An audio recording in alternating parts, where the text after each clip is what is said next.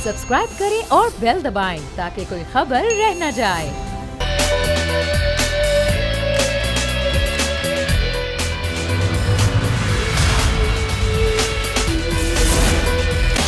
बिस्मिल्लाहिर्रहमानिर्रहीम, अस्सलाम वालेकुम। प्रोग्राम में मैं सुमैया रिजवान आपको वेलकम कहती हूँ। नाजरीन, बड़ी कामयाबी हासिल हुई है पंजाब पुलिस को और मोटरवे केस का मरकजी मुलजिम आबिद जो कि कल रात गिरफ्तार किया गया और ज़ाहिर है बहुत ज़बरदस्त तरीके से जो है वो कामयाबी भी हासिल हुई। अगर हम देखें तो आबिद वो मरकजी मुलजिम है जिसके लिए छापे मारे गए 1 महीने तक और वो पुलिस की गिरफ्त से बाहर रहा। कई शहरों में इसके हवाले से टीमें तश्कील दी गई। 28 इन्वेस्टिगेशन टीमें थीं जो इसका सुराग लगा रही थीं, लेकिन ये मुलजिम अब तक गिरफ्त में ना आ सका था जो कि अब गिरफ्त में आ गया है और बड़े इंकशाफात इसने किए हैं। इससे पहले भी इस तरह की ये कई वारदातें कर चुका है। तो बगैर वक्त ज़ाया किए मैं चाहूँगी कि इस केस में अब तक क्या क्या हुआ और इस मुलजिम को किस तरह गिरफ्तार किया गया। एक स्पेशल रिपोर्ट मुरतब की गई है, पहले वो आप देखिए। सूरत हाल बात करने के लिए हमारे साथ मौजूद हैं वज़ीर इत्तलात पंजाब फयाजुल हसन चौहान साहब। चौहान साहब, बहुत शुक्रिया प्रोग्राम में वक्त देने के लिए। ये तो खैर बहुत बड़ी कामयाबी है जो कि पंजाब पुलिस को, पंजाब हुकूमत को मिली है कि आबिद को गिरफ्तार किया गया, लेकिन लोगों में अभी तक तशवीश मौजूद है। लोग ये सवाल कर रहे हैं कि इस तरह के वाक़यात रुक नहीं रहे।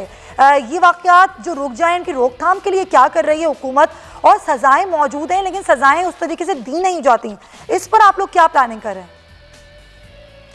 बिस्मिल्लाहिर्रहमानिर्रहीम। देखें, ये एक इज्तिमाई मैं समझता हूँ कि इशू है। जिम्मेदारी को अदा करने के हवाले से किसी एक इंडिविजुअल की या किसी एक अदारे की रिस्पॉन्सिबिलिटी नहीं है इस किस्म के केसेस को रोकने के हवाले से। इसमें हुकूमत का, इंतजामिया का, पुलिस का, अदलिया का, मीडिया का, हर शोबा ज़िंदगी के जना अफराद की जिम्मेदारी है कि वो इसमें अपना रिस्पॉन्सिबल किरदार अदा करें।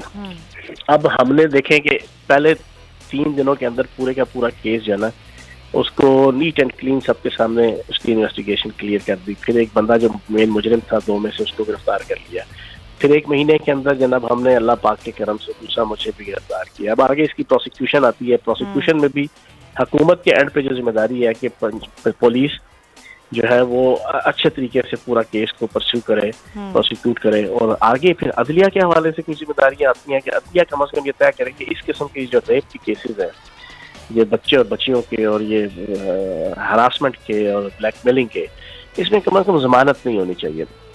ये उल्टे लटक जाए, इनकी जमानत नहीं होनी चाहिए। लेकिन बदकिस्मती से हमारे पाकिस्तान के अंदर लोग जमानत पे बाहर आ जाते हैं। देखना, आज से कुछ दिन पहले वो एक वाकया हुआ, एक बच्ची के साथ रेप हुआ, जना उसकी मुलजिम को जनाब जमानत दे दी। उसके बाप ने जना मौके पे अदालत के अंदर गोली मार दी। जना जाहिर सी बात है उसके अपने सेंटीमेंट से जना उसको। तो इस किस्म की चीजों पे सारों की इज्तिमाई जिम्मेदारी है, हुकूमत की भी, अदलिया की भी, सबकी जना, कि वो इस किस्म के इशू के ऊपर। बिल्कुल आप सही कह रहे हैं। जिस तरह आप खुद कह रहे हैं कि ऐसा हो जाता है कि जमानत हो जाती है, मुजरिमान बाहर आ जाते हैं, सरेआम फांसी का मुतालबा करते हैं मुतासरीन, कैसे मुजरिमान को सरेआम फांसी दी जाए। इस पर क्या हुकूमत का मौक़िफ़ और क्या सोच रही है हुकूमत?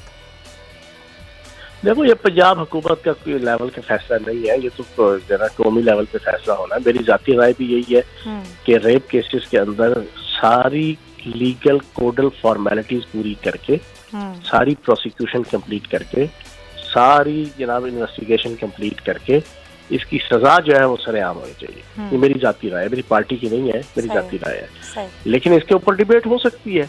लेकिन चलो यार, आप नहीं भी देते सरेआम, कम से कम इसके ऊपर हंगामी तौर पर अदलिया को, प्रोसिक्यूटर्स को, इंतजामिया को, पुलिस को इन इश्यूज को जो है ना इस तरह टेकअप करना चाहिए जो बाकी कम से कम जुराइम से जरा हट के हो, ताकि इसकी हौसला शिकनी हो और इसको कंडेम किया जा सके सोसाइटी के अंदर। तो मैं समझता हूँ कि पूरी सोसाइटी के माथे पे एक काला धब्बा का तौर पे। फयाज साहब, ज़ैनब के वालिद से हमारी बात हुई थी, ज़ैनब के वालिद से हमारी बात हुई थी। उन्होंने अपने कुछ तहफ़्फ़ुज़ात का इज़हार किया। उन्होंने कहा हुकूमत ज़ैनब एक्ट बिल लेकर आई लेकिन उस पर अमल दरामद नहीं हुआ। उसके बाद एक और ज़ैनब जो कि 4 सद्दा की थी, वो हमने देखा कि ज़्यादती का निशाना बनी। ये ज़्यादती के वाक़यात रुक नहीं रहे, क़वानीन मौजूद हैं। तो क्या आपको लगता है कि क़वानीन पर अमल दरामद ना होना इसकी एक वजह है? देखिए, कवानीन तो बेतहाशा है जना। वो कहते हैं ना, मस्जिद तो बना दी शबर में ईमान की हरारत वालों ने, मल अपना पुराना पापी है बरसों का नमाजी बन ना सका। कवानीन तो जना हकूक़ नुस्वा के और हकूक़ मर्दा के और जनाब इसी तरीके से आपकी रेप केसेस के, इसी तरीके से हरासमेंट के, इसी तरीके से हर जनाब इशू के हवाले से आपको 20 कवानीन जना आपको मिल जाएंगे, लेकिन उसकी इम्प्लीमेंटेशन नहीं है। बुनियादी चीज तो ये है कि इम्प्लीमेंटेशन, सही। और इम्प्लीमेंटेशन में फिर अकेला जाना सिर्फ अदालत का ही काम नहीं होता, उसमें प्रोसिक्यूशन आ जाती है, और अकेली प्रोसिक्यूशन का भी नहीं है, उसमें अदालती सिस्टम भी आ जाता है। ठीक, ये सारे का सारा कलेक्टिव एफर्ट है जो हमें इस इशू के ऊपर मिलकर करनी पड़ेगी। मिलके करना चाहिए। बहुत बहुत शुक्रिया आपका। फयाज हसन चौहान साहब हमारे साथ मौजूद थे। हम ज़ाहिर मौजू के ऊपर बात कर रहे थे, ये बहुत बड़ी कामयाबी है। खैर आगे बढ़ेंगे। अगर हम बात करें नाजरीन, तो मुल्क भर में तो सियासी माहौल बहुत गर्म है और तमाम तर जमातें और ख़ासतौर पे हुकूमत भी अभी सिर्फ इसी सियासत में लगी हुई है। लेकिन एक बहुत बड़ा मसला और है, वो है महंगाई का, जिसके बोझ तले आवाम दबती ही चली जा रही है। कल भी हमने इस पर बात की थी, लेकिन आज क्योंकि इजलास हो रहा है, वो जो इजलास कल मौखर हुआ था, आज वज़ीर आज़म क्या तय करने जा रहे हैं। टाइगर फोर्स की बात की गई थी, फिर अब बात की जा रही है कि जी रेट्स जो हैं वो ज़्यादा हैं, तो रेट्स को किस तरह मुकर्रर किया जाए। लेकिन अवाम ये सवाल कर रहे हैं, भाई क्या वजह है इतनी ज़्यादा महंगाई की? जिस चीज़ की कीमत को देखो उसको पड़ लग गए हैं। चीनी, आटा, घी, सब्जियां इतनी महंगी हो गई हैं कि मुतवस्सित तबका भी चिल्ला रहा है। इसी पर बात करने के लिए मेरे मेहमान मेरे साथ मौजूद हैं। सीनियर सहाफ़ी हैं, तज़कियाकार पीजे मीर साहब मुझे ज्वाइन कर रहे हैं, बहुत शुक्रिया। पाकिस्तान तहरीक इंसाफ पंजाब से मेरे साथ शौकत बसरा साहब मौजूद हैं। बसरा साहब आपका बहुत शुक्रिया। और पाकिस्तान पीपल्स पार्टी के MP हैं सिंध से तैमूर तालपुर साहब, वो भी हमारे साथ मौजूद हैं। आप तीनों हज़रात का शुक्रिया। तैमूर साहब, मैं आपसे गुफ्तगू इसलिए करना चाहूँगी कि अभी खबर आई थी कि सिंध हुकूमत ने अब आटे की कीमत मुकर्रर कर दी है, वो 47 रुपये कुछ पैसे है, और अब ये आटा भी रिलीज़ कर दिया जाएगा फ्लोर मिल्स के लिए।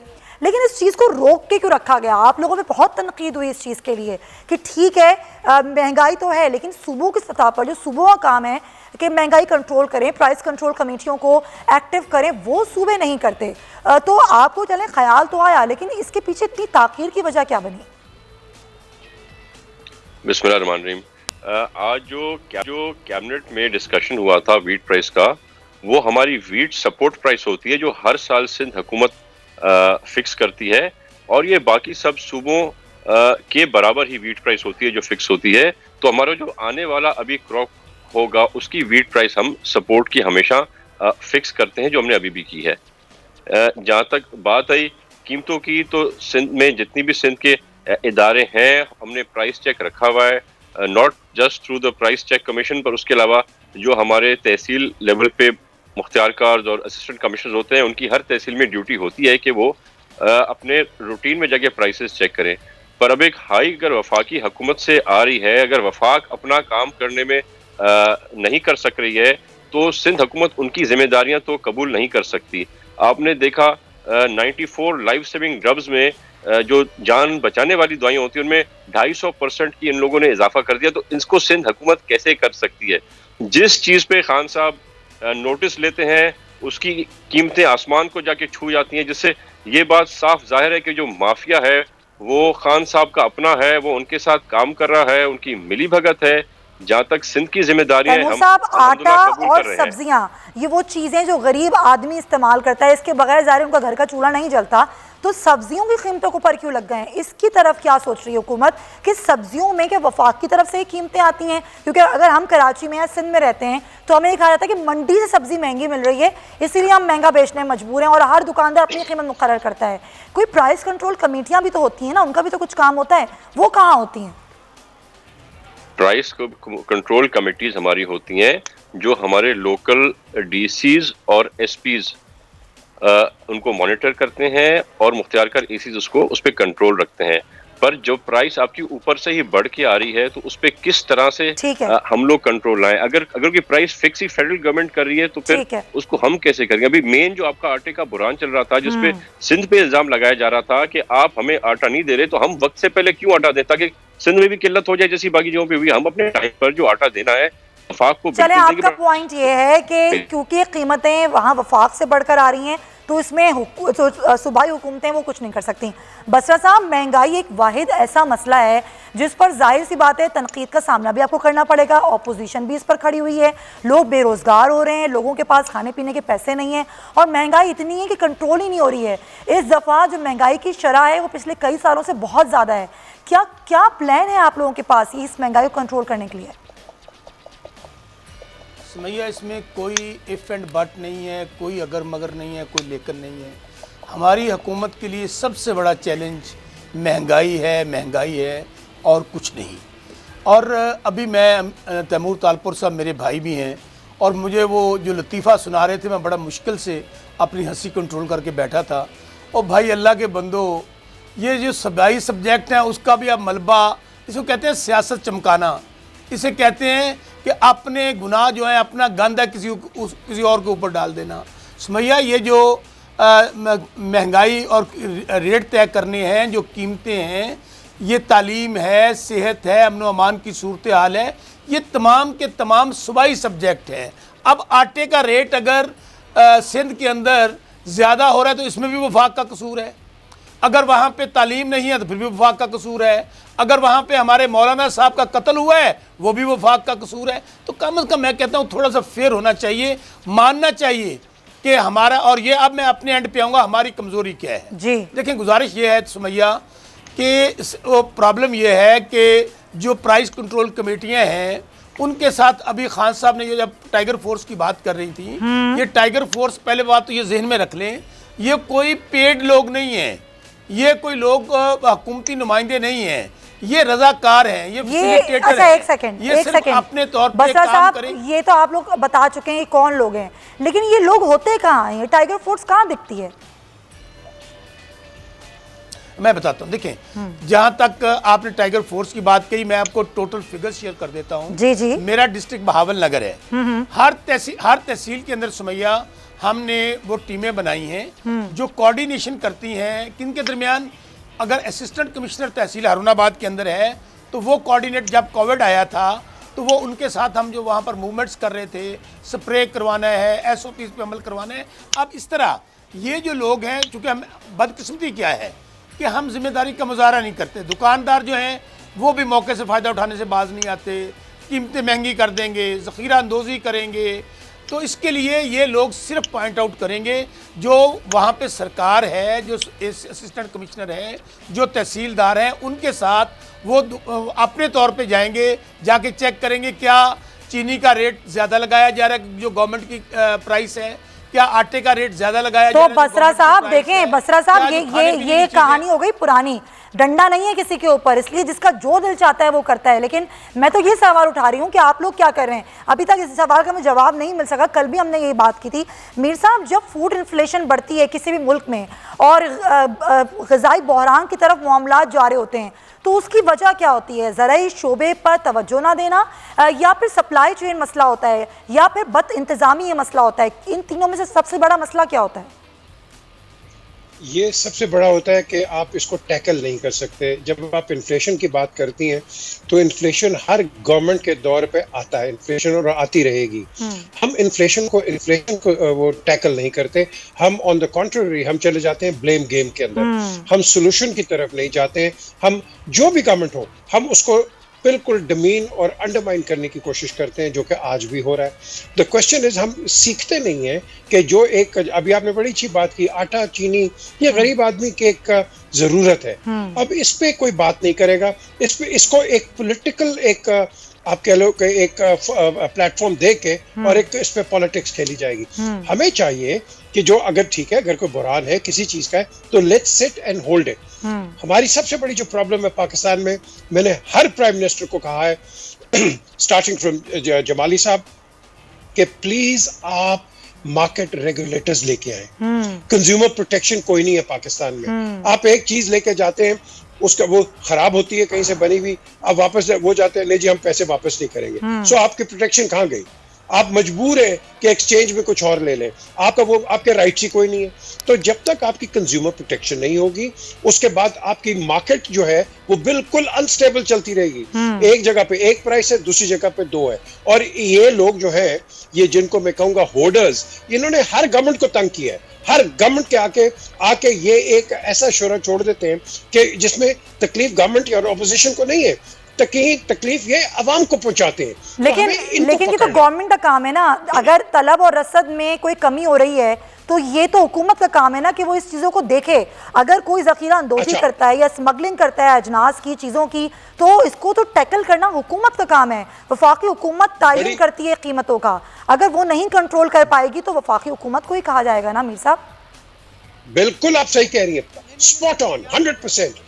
लेकिन अब बिकॉज हमारे बस पास साहब मैं system कोई आती नहीं हूँ, है, आपका मौक़िफ़ भी लेती हूँ, आपका मौक़िफ़ भी लेती हूँ। देखे ना, अब ये जो इस वक्त फॉर एग्जांपल ये टाइगर फोर्स बनाई है, जी जी, मुझे पता है ये 91 में हमने बनाई थी ये, अच्छा। जब लंदन में मैं था। अच्छा। तो उस वक्त ये टाइगर फोर्स था, क्या था कि हमने जो एक्सपैट्रिएट्स लड़के थे, लड़कियां थी और दूसरे लोग, वो आगे थे इसके अंदर कि हम फंड रेज करें इसके लिए, शौकत खानम हॉस्पिटल के लिए 91 में। और मुझे अच्छी तरह याद है ड्यूक ऑफ कनावन के उसके कासल के अंदर हम वहाँ गए, वहाँ फंड रेजर हुआ और उसके बाद ये बाहर आ गए। सही। आज ये जो लेके आए टाइगर फोर्स, ये रजाकार है और कुछ नहीं है, ये दे आर नोबडीज।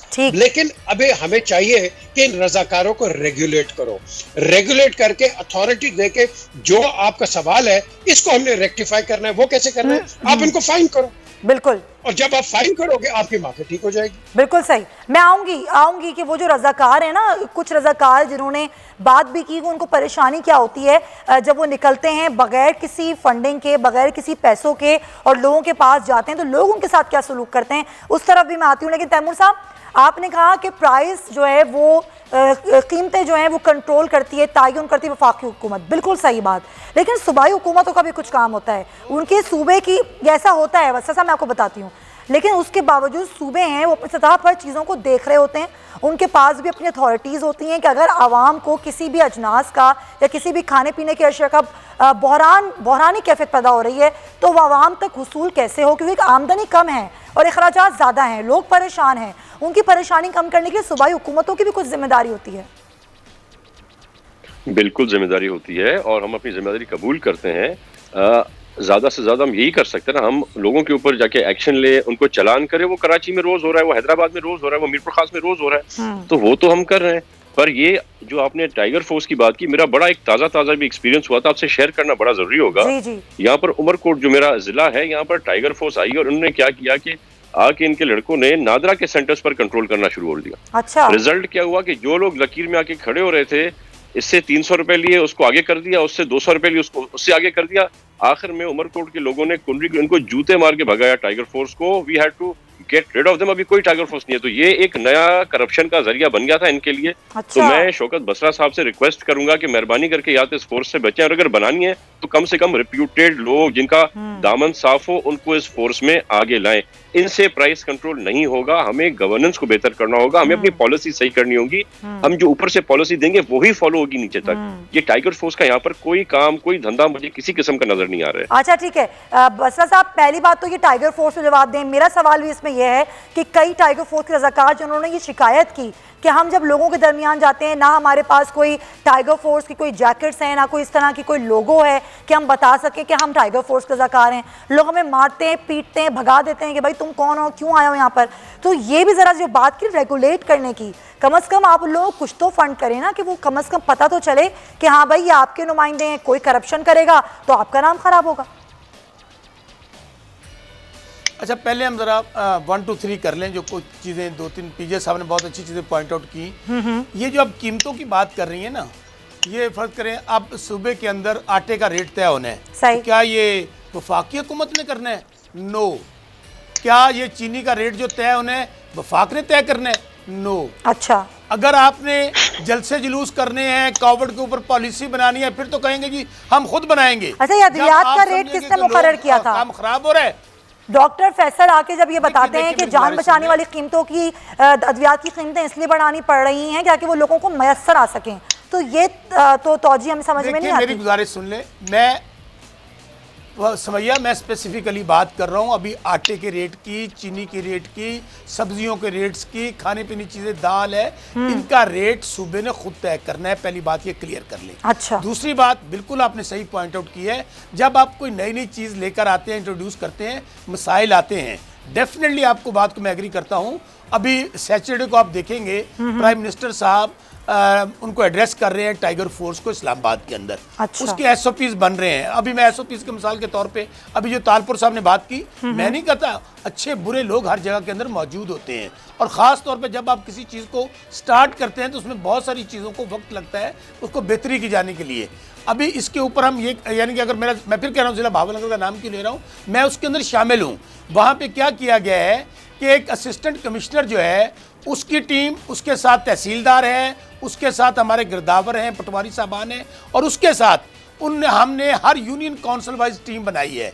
अब उसके अंदर उनके तमाम टेलीफोन नंबर हैं, उनके एड्रेसेस हैं, उनके आईडी कार्ड नंबर्स हैं। अब उनको बाकायदा ये जो अभी हम जिम्मेदारियां दी कोविड में, वो सारी हमने यूनियन काउंसिल वाइज दी थी, हमने वार्ड वाइज दी थी। अब इसी तरह जब ये वाला काम हो रहा है, नहीं, मुझे तो आप सिर्फ ये बता दें कि ये जो टाइगर फोर्स है ये कीमतों को कंट्रोल कैसे करेगी? जो काम प्राइस कंट्रोल कमेटियां नहीं कर पाई, जो तनख्वाह लिखती हैं, ये बगैर तनख्वाह ये कैसे करेंगे काम? ये कीमतें कंट्रोल नहीं करेंगी। ये वो लोग जो मुनाफाखोरी कर रहे हैं, ये वो लोग जो मुनाफाखोरी कर रहे हैं, वो लोग जो ज़ख़ीरा अंदोज़ी कर रहे हैं, वो लोग जो एक मसनूई बहरान क्रिएट करते हैं। अच्छा, मैं ब्रेक ले लूं, मुझे आपकी बात समझ में नहीं आ रही है। मैं वापस आके आपसे पूछूंगी मुनाफाखोरों को कैसे पकड़ेंगे, क्या अथॉरिटी होगी इनके पास, और अगर मुनाफाखोरों को पकड़ भी लेंगे तो पुलिस के हवाले कैसे करेंगे, या फिर मुतालिका जो अदारे उनको हवाले कैसे करेंगे? ये एक बहुत बड़ा सवाल है। ये बात तो करेंगे, लेकिन पीडीएम की क्या पोजीशन है? जलसा होने जा रहा है 16 को, उस पर क्या होगा इस ब्रेक के बाद?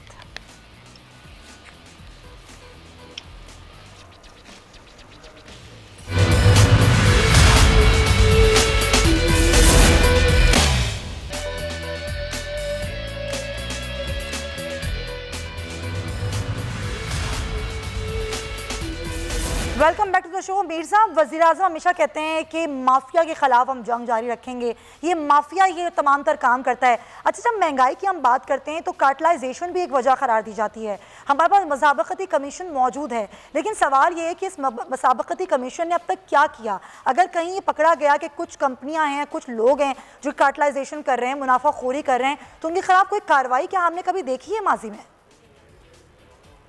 आप जब बात करती हैं सुमैया, ये कमीशन बन गई, वो कमीशन बन गई, वो इंक्वायरी बन गई, दैट इज अ फेलियर। ये आज की बात मैं नहीं कर रहा हूँ, ये बहुत पुरानी हमारे पास डिजीज आ रही है। और जब हम एक जीआईटी बना देते हैं, कोई कमीशन इधर बन जाती है, भाई क्यों बनती है? क्योंकि आपने इदारों को ट्रस्ट किया ही नहीं है। जब देखे ना, अगर पुलिस का कोई प्रॉब्लम आता है, आप इंक्वायरी कमीशन बैठा, भाई पुलिस अपनी कमीशन क्यों नहीं बैठा सकती? बिल्कुल बैठा सकती है, वो पूरी दुनिया में होता है। अगर आपका कोई किसी ब्यूरोक्रेट या किसी मिनिस्ट्री का प्रॉब्लम है, मिनिस्ट्री की इंटरनल अफेयर्स होते हैं, वो उसको इन्वेस्टिगेट कर सकते हैं। हर इदारे के अंदर अपने अपने मैकेनिज्म है। आप for example let's say media को इन्वेस्टिगेट कर रहा है, और उसको मीडिया को पता है कि इन्वेस्टिगेट क्या करेगा, उसको क्या पता है कि व्हाट आर द टेक्निकलिटीज और कंटेंट वाइज हर चीज। तो मैं समझता हूं ये हमारा एक इनहेरेंट फेलियर है जिसको हमने खत्म करना है। हम अपने इदारों को खुद ही बर्बाद कर देते हैं, क्योंकि ऑपोजिशन आपको ट्रस्ट नहीं करती है, गवर्नमेंट आपको ट्रस्ट नहीं करती है। विद द रिजल्ट हम इस तरह फिर रहे हैं जिस तरह वो कहते हैं ना, फ्लाई बाय नाइट अरेंजमेंट्स। हमने इसको खत्म करके और अपने सिस्टम्स को बड़ा तकड़ा करना है। हम वो सिस्टम्स को तकड़ा नहीं करते। अभी आपने अपनी न्यूज इसके अंदर कहा है कि भाई सिंध हुकूमत ने कर दिया है कि भाई इसकी एक कीमत सेट कर दी है, वेरी गुड। अब इसका नेक्स्ट स्टेप क्या है कि सिंध हुकूमत को चाहिए कि मार्केट रेगुलेटर्स ने छोड़ दें ग्राउंड के अंदर, और with authority food and health की अथॉरिटी के भेज दें। जहां आपकी गंदम की कीमत बड़ी होगी, ये सिंध गवर्नमेंट वहीं उसको खत्म कर देगी। तो ये चीजें हमने सिस्टमैटिकली और मेथोडिकली करनी है, जो हम नहीं करते। हम हर चीज को सुमैया पॉलिटिक्स के अंदर लेके आते हैं। खुदा के लिए अब ये पॉलिटिक्स का टाइम नहीं है, नेशन बिल्डिंग का टाइम है। Let's work on it. China कहां से 47 से आज देखो, चाइना कहां सबसे बड़ा कंज्यूमर प्रोड्यूसर है, हम कहां है 47 में, हम भी है ना। तो हम क्यों नहीं कर सकते? क्योंकि हमारी इन फाइटिंग बहुत ज्यादा है। और वो कहते हैं ना, हमारा एक स्लोगन भर गया, ना करेंगे ना करने देंगे। बिल्कुल। तो हमें इससे हटके नेशनल कंसेंसस पे जाना है और काम करें पाकिस्तान के। बिल्कुल आप सही कह रहे हैं। और बसरा साहब, यही बात मैं इसलिए भी कहना चाहूंगी पाकिस्तान तहरीक इंसाफ की हुकूमत को कि आप लोगों ने उम्मीदें दिलाई थी, ख्वाब दिखाए थे। अब अगर 2-2.5 साल तक आप लोग सिर्फ ये कहते रहेंगे कि जो भी कुछ आज हो रहा है ना, ये पिछली हुकूमतों का किया धरा है, तो इससे अब बात नहीं बनेगी। क्योंकि अभी 3 साल बाद फिर इलेक्शन हो रहे हैं, और आवाम को वोट जब ही देगी जब आप उनको डिलीवर करके दिखाएंगे। अब ये जो महंगाई का मामला है, अगर आप ये कहते हैं कार्टल्स ने किया है या माफिया ने किया है, जान से छुड़ाई नहीं जा सकती। आप लोग क्या कर रहे हैं इस महंगाई कंट्रोल करने के लिए? आपके क्या इक़दाम हैं? अब आपको आवाम को ये बताना होगा। सुमैया, आप बिल्कुल दुरुस्त कर रही हैं, बात कह रही हैं। हम हुकूमत हैं और हुकूमत की जिम्मेदारी होती है, और जो हर सूबे के अंदर अब सिंध के अंदर ज़ाहिर पीपल्स पार्टी का हुकूमत है वो जवाबदेह हैं। पंजाब में, मरकज़ में, केपी में और बलूचिस्तान में ज़ाहिर हमारी कोलिशन गवर्नमेंट है। आज भी जो कैबिनेट मीटिंग हुई है वहाँ सबसे जो हार्ड डिस्कशन हुई है वो महंगाई के ऊपर हुई है। और प्राइम मिनिस्टर साहब, मैं आपको फिर बार बार कह रहा हूँ कि हमारे लिए सबसे बड़ा चैलेंज अनडाउटेडली इस वक्त यही है कि हमने ये जो मसनूई महंगाई है, मैं बार बार कह रहा हूँ, आप कह रही हैं कि वो कैसे कंट्रोल करेंगे। वो सिर्फ ये काम करेंगे कि अगर वो देखते हैं किसी दुकानदार को कि चलें, वो हम गोश्त की दुकान की बात करते हैं, चीनी की परचून की दुकान पे चला जाता है, वो देखता है कि एक आदमी आया है वहाँ पर चीज़ें लेने के लिए और वो चीनी जो कंट्रोल रेट पे मिलनी चाहिए, हुकूमत के रेट पे मिलनी चाहिए, उससे ज़्यादा मिल रही है, तो वो रिपोर्ट करेगा। वो सिर्फ मैसेज करेगा, टेक्स्ट करेगा, उसकी वीडियो बनाएगा और भेज देगा मुतलका मजिस्ट्रेट को। उसके ऊपर हम दुकान सील कर देंगे, उनको जुर्माने करेंगे, ताकि ये जो मसनूई बहरान है, ये जो एक तो पहले महंगाई बहुत ज़्यादा है, पहले सिचुएशन, और आप कह रही हैं कि कब तक आप ब्लेम करेंगे माजी की हुकूमतों को। देखें, गुजारिश ये है समैया, जो हकीकत है वो हकीकत है। 70 साल ये आपके समझती हैं कि जो महंगाई है या इस वक्त जो इदारों का बेड़ा गर्क हुआ है, जो कर्जे बढ़े, ये 2 साल में हुए हैं। लेकिन ये जस्टिफिकेशन नहीं है ना बसरा साहब, आपको ठीक करना है। देखें, आज तो काबीना की ये भी खबर है कि वहाँ पे वुज़रा ही लड़ पड़े, क्योंकि ज़ाहिर है आप लोगों को अपने हलकों में जवाब देना होता है। वहाँ पे लोग आप लोगों से पूछते हैं कि भाई आप लोगों ने वोट लिए थे, ये कहाँ जा रही है आटे की कीमत, कहाँ जा रही है चीनी की कीमत, इतनी महंगाई हो गई है। तो जवाब तो आपको खुद देना है। जब आप वोट मांगने जाएंगे तो क्या कहेंगे? यही कहेंगे कि हमने कुछ नहीं किया। कथित दो राय नहीं है। और इसी मैं फिर आपको कह रहा हूँ कि मैं खुद गली मोहल्ले का कारकुन हूँ। जब आवाम में जाते हैं तो आवाम को बहुत सारी परेशानियाँ हैं, बहुत सारी टेंशन्स हैं, और सबसे बड़ा चैलेंज यही है कि खाने पीने की चीज़ें, अद्वियात, ये इसके ऊपर हम जो इस वक्त दिन रात कोशिश कर रहे हैं। हमने प्राइस कंट्रोल कमेटियों को अब ये भी कहा है कि आप मौके पे दुकानें सील करें, आप उनके ऊपर मुकदमा दर्ज करें, आप उनको फाइन करें, और आपके साथ जो रजाकार हैं वो आपको, अगर जहां आप नहीं पहुंच सकते, किसी गांव में कोई दुकान है, किसी शहर में दूर दराज में दुकान है, और एक देखें ना, एक तहसील की आबादी सुमैया 5 लाख होती है। अब 5 लाख में आप देख लेते हैं कितनी दुकानें सील होती हैं और कितने मुनाफाखोरों के खिलाफ कार्रवाई होती है। क्योंकि वज़ीर आज़म अब खुद कह रहे हैं कि यार अब मैं देख लूँगा, ये माफिया अब कुछ नहीं कर पाएगा। तो हम भी देखते हैं कि वाकई अब गवर्नमेंट माफिया के हाथों मजबूर होती है या फिर माफिया के खिलाफ खड़ी हो जाती है। ये हमें आने वाले वक्त में देखना होगा। तो ये एक चैलेंज है महंगाई से निपटना हुकूमत के, लेकिन एक चैलेंज और है नाजरीन,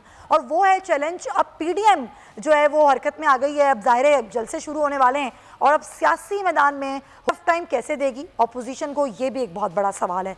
16 तारीख को पहला जलसा गुजरावाला में होने लगा है। अभी खबर आई है कि NCOC ये कहती है कि जुलूस या फिर जो इस तरह के इजलास या फिर जो इस तरह के जलसे होंगे उन पर पाबंदी लगाने की तजवीज़ NCOC दे रही है। तो क्या वाकई अगर ये कहा जाता है कि इस तरह के जो अपोजिशन जलसे करने जा रही है वो एक सबब बन सकते हैं, एक वजह बन सकते हैं कोरोना फैलाने की, तो क्या ये पाबंदी हुकूमत लगा सकती है? क्योंकि फ़िलहाल तो हुकूमत ने एक तरह की इजाज़त दे रखी है कि जहाँ दिल चाहे जलसे करें, हमें क़वानीन की पासदारी करनी है। मीर साहब, क्या आपको लग रहा है कि इस दफ़ा जो ये PDM है और जिस तरीके से ये जलसे करने का सोच रही है, ये वाकई हुकूमत को कोई टफ टाइम दे पाई? क्योंकि बयानात तो बहुत बड़े बड़े हैं, और आज भी राना सना ने कहा, मरियम औरंगज़ेब ने कहा कि ये तो पहला कदम होगा, यहीं से ही हुकूमत हिल जाएगी 16 तारीख के बाद से ही। तो लग रहा है इस दफ़ा कुछ अपोजिशन के पास कोई तगड़ा है, कुछ कर पाएगी अपोजिशन? ये मैं समझता हूँ कि अगर आप पाकिस्तान की पॉलिटिकल हिस्ट्री देखें तो ये सबसे स्ट्रॉन्गेस्ट ऑपोजिशन, लेकिन ये ऑपोजिशन यूनाइटेड नहीं है। ये इनके आपस में बड़े डिफरेंसेस हैं। अब आप सोचें ये इकट्ठे क्यों हुए? इकट्ठे आपने इनको MRD में देखा, ARD देखा, APDM देख ली, ग्रैंड अलायंस देख ली, हर किस्म की चार्टर डेमोक्रेसीज भी आपने देख ली। तो मुझे बताएं कि क्या ये चीजें उस वक्त पैदा होती हैं कि when you want to dislodge a continuing system? हमने हमेशा इस चीज को देखा है। Why do we need to do that? मुझे बता दें, आपने जो सवाल किया है इतना इंपॉर्टेंट सवाल है कि मुझे बता दें कि अच्छा चले, मैं कहता हूँ इस गवर्नमेंट को उड़ा दो, आपके पास सॉल्यूशंस हैं? सही। आप प्राइस कंट्रोल कर लोगे? Will you give relief to the people? आपके पास क्या रेमेडी है कि आज आप निकल रहे हैं रोड पे, और भाई ये जो आप टाइम खराब करोगे ये आपके गले पड़ेगा आगे। ये 2 साल के बाद पड़ेगा। We are not talking about एक इंडस्ट्री, हम एक मुल्क की बात कर रहे हैं। और मुल्क जो है देखें, ये तो अभी from a pressure group into a political party बनी है। उससे पहले तो 34-35 साल इन लोगों ने हुकूमत की है ना। मुझे बता दे क्या क्या क्या आपको मिल गया। द क्वेश्चन इज, अच्छी बातें भी हुई हैं लेकिन आपके साथ फॉल्ट लाइंस भी बड़ी हुई हैं। अब ये जो फॉल्ट लाइंस है, हम फॉल्ट लाइंस पे ही बात कर रहे हैं लेकिन रेमेडी पे बात नहीं कर रहे।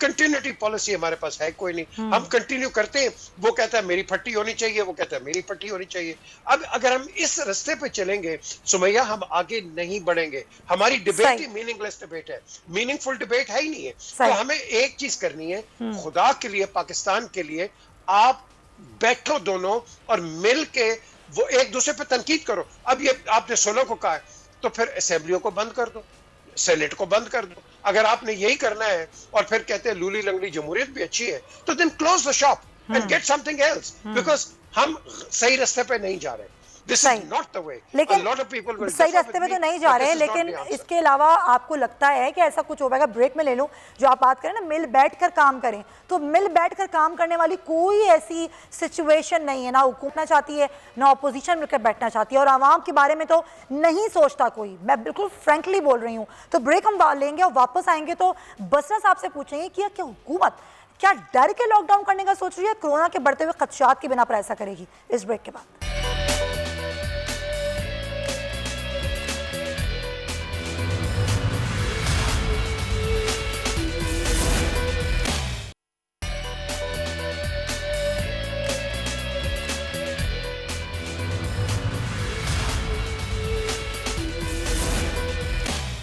Welcome back to show. Basra साहब, बस मैं आखिर में आपसे यही पूछना चाहती हूँ कि अगर एनसीओसी ये तजवीज़ दे रही है कि कोरोना के खदशात के पेश नज़र जो जलसे हैं या इज्तिमात हैं उन पर पाबंदी लगा दी जाए, तो क्या हुकूमत ऐसा कुछ सोच रही है कि ये जलसे ही ना करने दिए जाएं इनको, और कोरोना के वजह से ही कहकर ख़त्म किया जाए ये मामला? क्या हुकूमत सोच रही है इस तरफ? सुमैया, पहले मैं समझता हूँ कि पहले भी अल्लाह ताला की कर्म नवाजी से और पूरे पाकिस्तान के लोगों की जिस तरह उन्होंने ज़िम्मेदारी का मुजाहरा किया, हुकूमतों ने जिस तरह कंडक्ट किया, अल्लाह पाक ने पाकिस्तान पे ख़ास कर्म किया। पूरी दुनिया को आप कंपेयर कर लें, अभी भी हमें सबको अपनी ज़िम्मेदारी का एहसास करना है। अभी आप देख लें कि हर जगह पे कोरोना के मरीज़ बढ़ रहे हैं, एक सेकंड लहर आई है, लेकिन हुकूमत ये नहीं कर रही कि हम पाबंदी लगा दें। पाबंदी तो ऑलरेडी एक हमें अपने तौर पे सोशल डिस्टेंसिंग कायम रखनी है, तमाम एसओपीज़ को कायम रखना है, ये हम सब की जिम्मेदारी है। अब दूसरी बात पे आ जाते हैं कि जहाँ तक जलसे जुलूसों का देखें, इसमें एक बात ज़हन में रखें, गुजरांवाला डिस्ट्रिक्ट को तकरीबन 50-60 लाख का डिस्ट्रिक्ट है। वहाँ पे तमाम MNAs MPs जो हैं वो नून लीग के हैं। अगर वहाँ ये 40-50 लाख के ज़िले से भी अगर 1 लाख बंदा नहीं निकाल सकते तो फिर ये क्या करेंगे? और अब दूसरी बात, प्राइम मिनिस्टर इमरान खान ने जितने जलसे किए और बड़े बड़े जलसे किए हैं, शहीद जुल्फ़िकार अली भुट्टो के बाद इतने बड़े जलसे किसी ने नहीं किए। क्या जलसे जुलूसों से हुकूमतें चली गई? नहीं गई। मैं आपको अपनी प्रेडिक्शन दे रहा हूँ बतौर एक सियासी कारकुन के, ये हम इनको इजाज़त देंगे, कोई पकड़ दकड़ नहीं होगी, जलसा करें, जुलूस करें, धरना दें, कोई गिरफ्तारी नहीं होगी। नून लीग को तो पूरे खदशात हैं, गिरफ्तारियां होंगी। बिल्कुल सुमैया, बिल्कुल कोई गिरफ्तारी नहीं होगी, इनको मुकम्मल फ्री हैंड होगा। लेकिन मेरी एक आज क्योंकि पहला जलसा पंजाब में ही है, आप तर्जुमान पंजाब हुकूमत की हैसियत से ये बात कर रहे हैं कि हुकूमत कोई रुकावट नहीं डालेगी। एक बिल्कुल कोई रुकावट नहीं डालेगी, जो जगह कहेंगे वो इनको दे दी गई है। ये जहां से मर्जी पूरे पंजाब से, पाकिस्तान से लोग लेकर आए, हम रुकावट नहीं डालेंगे। आपने देखा मौलाना फजलुर रहमान साहब धरना लेके इस्लामाबाद गए थे तो एक गिरफ्तारी नहीं हुई थी। दूसरी बात, सही, आप आने वाले दिनों में देखेंगे, पीजे साहब भी हमारे साथ हैं, बड़ी अहम बात कहने लगा हूं, पीपल्स पार्टी इनसे राहें अलग कर लेगी। अच्छा। आसफ अली जरदारी साहब बहुत जल्द देखेंगे इलाज के लिए बाहर चले जाएंगे। अच्छा। मौलाना असल इनके पास ट्रम्प कार्ड है मौलाना फजलुर रहमान। तो हुकूमत कैसे जाने देगी जरदारी साहब को बाहर? बैठे हैं समैया, सुने भाई, इलाज के लिए जाना है उन्होंने, बीमारी उनकी सीरियस होती जा रही है। अच्छा, जो मेरे पास इंफॉर्मेशन है। अच्छा। अल्लाह ताला उनको 100 साल की जिंदगी दे, उनका साया बच्चों पे कायम रखे। मौलाना फजलुर रहमान उनके पास ट्रम्प कार्ड है। अच्छा। आप देख लें गुज़श्ता 10-12 दिन से मौलाना साहब कहाँ पे खड़े हुए हैं। जहां रहेगी मुस्लिम लीग नून की बात, ये जो पंजाबी जाग और पग की बात हो रही है, आप देख लेंगे आने वाले दिनों में कि ये इनके कितने लोग इनके साथ ठहरते हैं, अच्छा, कहाँ कहाँ मुस्लिम लीग नून शीन है पता नहीं कौन सी निकलती है। लेकिन मेरी ऑब्जर्वेशन ये है इनके जलसे जुलूसों से, और माजी में भी कभी जलसों जुलूसों से हुकूमतें ख़त्म नहीं हुई हैं, कभी धरनों से ख़त्म नहीं हुई हैं। Otherwise Imran Khan prime minister ने आप 126 लोगों से दिन का बेहतर धरना दिया तजुर्बा था। किसको होगा इस रिकॉर्ड चीज का? इतना बड़ा धरना आप लोगों ने दिया, तो आपसे बेहतर तो कोई बता नहीं सकता ये बात।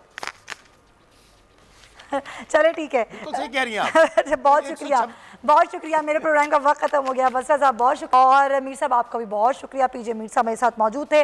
आखिर में मैं यही कहना चाहूँगी कि देखते हैं कि वाकई अगर हुकूमत इतनी जो है कॉन्फिडेंट है कि वाकई अपोजिशन कुछ नहीं कर पाएगी, तो 16 तारीख का ज़रा सा इंतज़ार कर लेते हैं। कल आपसे मुलाकात होगी, अपना बहुत ख्याल रखिएगा। अल्लाह हाफ़िज़।